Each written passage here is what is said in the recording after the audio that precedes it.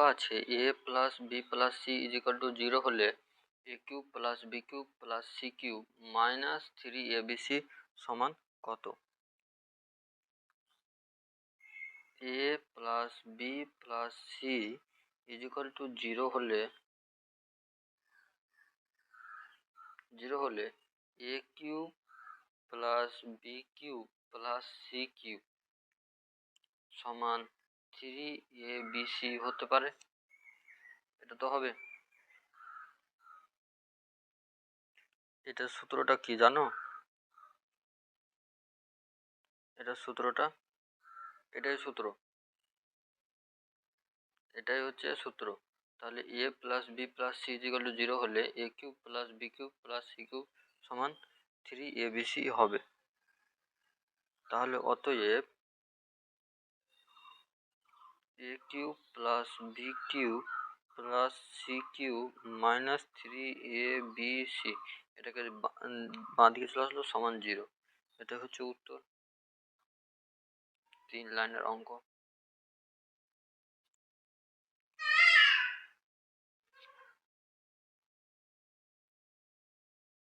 এবার আরেকটা অঙ্ক করছে। এ সমান বি মাইনাস সি হলে A cube minus B cube plus C cube plus 3abc সমান কত হবে? বলেছে এ সমান বি মাইনাস সি হলে A cube minus B cube plus C cube plus 3abc is equal to কত হবে?